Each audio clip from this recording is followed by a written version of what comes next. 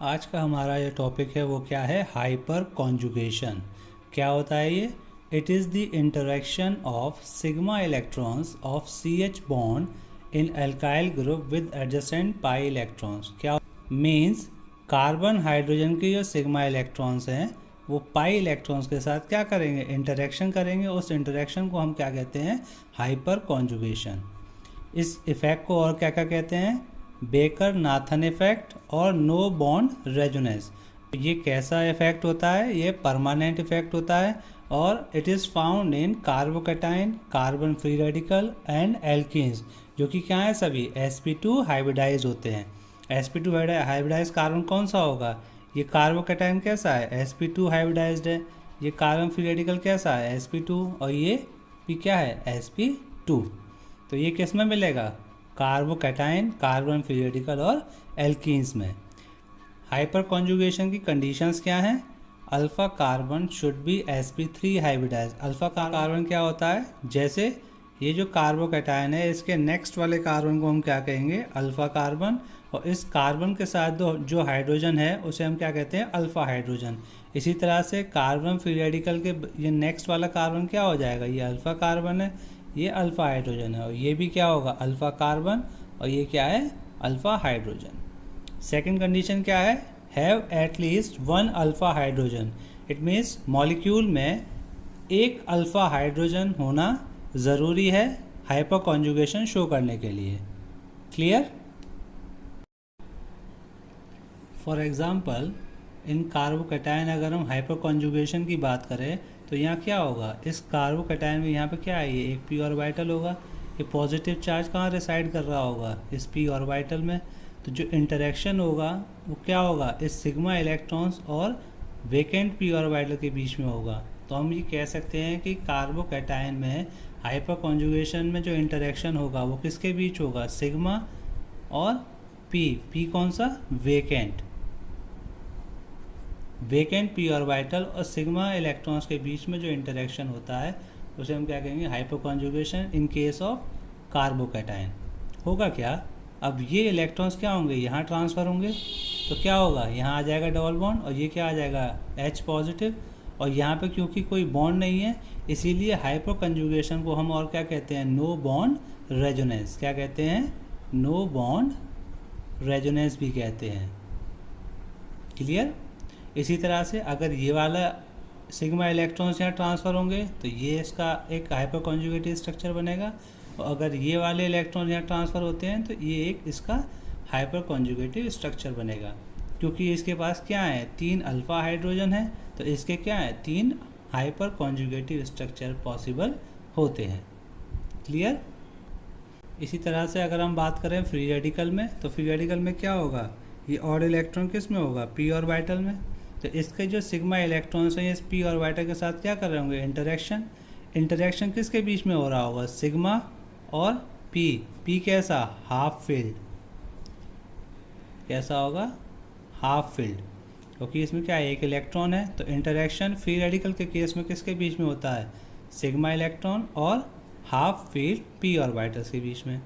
Structure same होंगे जैसे carbocation में हमने अभी पढ़े, क्योंकि इसके पास 3 अल्फा हाइड्रोजन है तो इसके भी कितने बनेंगे, 3 हाइपर कॉन्जुगेटिव स्ट्रक्चर होंगे।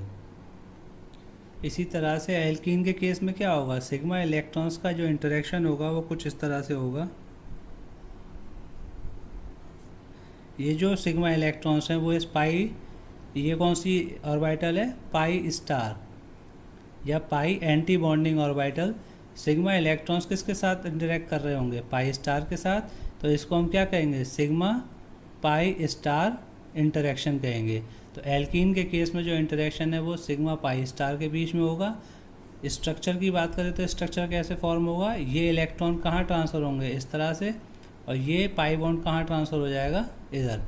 तो यहाँ पे क्या आएगा, नेगेटिव, और यहाँ आएगा डबल बॉन्ड, और यहाँ क्या आएगा, पॉजिटिव चार्ज। इसी तरह से फर्दर ये 2 और स्ट्रक्चर इसके पॉसिबल हैं। तो एल्कीन के केस में जो इंटरेक्शन होगा वो होता है sigma two pi star. Free radical के केस में क्या होगा, sigma two half field p orbital, और कार्बोकैटाइन के केस में क्या होगा, interaction between sigma and p vacant orbital. Okay. हमारा नेक्स्ट टॉपिक है एप्लीकेशन ऑफ हाइपर कॉन्जुगेशन। पहली एप्लीकेशन है stability of carbocation, free radical and alkene. इसके लिए सबसे सिंपल बात आपको याद रखनी है, more the number of hyper conjugated structure more will be the stability. It means molecule में जितने ज़्यादा अल्फ़ा हाइड्रोजन होंगे उतने ज़्यादा हाइपर कॉन्जुगेटिव स्ट्रक्चर होंगे, और जितने ज़्यादा हाइपर कॉन्जुगेटिव स्ट्रक्चर हैं मॉलिक्यूल उतना ज़्यादा स्टेबल होगा। क्वेश्चन की बात करें तो इस क्वेश्चन में ये क्या है, ये है हमारा sp2, ये भी क्या है sp2, और ये भी क्या है sp2। इसके नेक्स्ट वाला कार्बन क्या है, अल्फ़ा कार्बन, और इसके पास कितने हाइड्रोजन है, 3। तो इस मॉलिक्यूल में कितने हैं, 3 अल्फ़ा हाइड्रोजन। इसमें कितने हैं, 3 और 3 6 अल्फ़ा हाइड्रोजन, और इसमें कितने हैं, 9 अल्फ़ा हाइड्रोजन। सबसे ज़्यादा अल्फ़ा हाइड्रोजन किस में है, थर्ड वाले में। तो इसके हाइपर कॉन्जुगेटिव स्ट्रक्चर क्या होंगे, ज़्यादा। तो सबसे ज़्यादा स्टेबल क्या होगा, 3, देन 2, देन 1। इसी तरह से अगला क्वेश्चन है, इसमें क्या है, ये sp2, ये भी sp2 कार्बन है, और ये क्या है, sp2 कार्बन है। इसके नेक्स्ट वाले कार्बन के पास कितने हाइड्रोजन है, 3। तो इसके पास कितना हुआ, 3 अल्फ़ा। इसके नेक्स्ट कार्बन के पास कितने हैं, 2 अल्फ़ा हाइड्रोजन है, और इसके पास क्या है, इसके पास तो 0 अल्फ़ा हाइड्रोजन है। क्यों, क्योंकि इसके नेक्स्ट वाला कार्बन कौन सा है, ये, और इसके पास कोई अल्फ़ा हाइड्रोजन नहीं है। तो इसके पास हम क्या कहेंगे, 0 अल्फ़ा हाइड्रोजन है। तो सबसे ज़्यादा किस में है, फर्स्ट में, फिर सेकंड में, देन थर्ड में। ओके। नेक्स्ट क्वेश्चन में देखिए, ये क्या है, हमारा sp2 कार्बन है। इसके नेक्स्ट इस कार्बन पे कितने हैं, 3 अल्फ़ा हाइड्रोजन। इसी तरह से एक ये sp2 कार्बन है, ये भी क्या है, sp2। तो ये भी हमारा अल्फ़ा कार्बन है, ये भी अल्फ़ा कार्बन है। तो टोटल इसके पास कितने हुए, 3 और 3 6 अल्फ़ा हाइड्रोजन। इस मॉलिक्यूल में ये भी sp2 है, ये भी sp2 है। तो टोटल कितने हुए, 12 अल्फ़ा हाइड्रोजन, 3 3 3 एंड 3। तो कितने हुए टोटल, 12 अल्फ़ा हाइड्रोजन। सबसे ज़्यादा अल्फ़ा हाइड्रोजन किसके पास है, थर्ड वाले के पास। तो क्या होगा, third, then second, then first. Next, ये हमारा sp2 कार्बन है, यहाँ ये sp2 कार्बन है, और यहाँ क्या है, ये sp2 कार्बन है। इस sp2 कार्बन के अकॉर्डिंग ये अल्फ़ा कार्बन, ये भी और ये भी, तो कितना होगा, 2। यहाँ भी कितने होंगे, 2, और यहाँ कितने होंगे, 3। तो टोटल कितने हैं यहाँ पर, 7 अल्फ़ा। इसके अकॉर्डिंग यहाँ पे कितना है, 1 अल्फ़ा, और यहाँ पे कितना होगा, 1 अल्फ़ा ये, और यहाँ पे कितने होंगे, 2 अल्फ़ा। तो ये कितना है, टोटल 1 अल्फ़ा है यहाँ पर, और यहाँ कितने होंगे, 3 अल्फ़ा होंगे। तो सबसे ज़्यादा कौन स्टेबल होगा, फर्स्ट, फिर उसके बाद होगा थर्ड, फिर क्या आएगा, सेकंड। क्लियर। नेक्स्ट एप्लीकेशन है bond length in alkene. More the number of hyper conjugated structure more will be the carbon carbon single bond character. It means जितने ज़्यादा हाइपर कॉन्जुगेटेड स्ट्रक्चर होंगे carbon carbon single bond character उतना ज़्यादा होगा। अगर हम इन examples की बात करें तो हम जो बॉन्ड लेंथ मेज़र करेंगे वो क्या होंगे, इस डबली बॉन्डेड कार्बन के बीच की बात करेंगे। ये तो हमें क्या देखना है, जितना ज़्यादा हाइपर कॉन्जुगेटेड स्ट्रक्चर होगा वो डबली बॉन्डेड कार्बन के बीच में सिंगल बॉन्ड कैरेक्टर उतना ज़्यादा होगा। या अगर हम कहें कि इनको अगर हमें decreasing order of bond length में अरेंज करना हो तो क्या देखना होगा, हाइपर कॉन्जुगेटेड स्ट्रक्चर जितने ज़्यादा होंगे सिंगल बॉन्ड कैरेक्टर उतना ज़्यादा, यानी बॉन्ड लेंथ उतनी ज़्यादा होगी।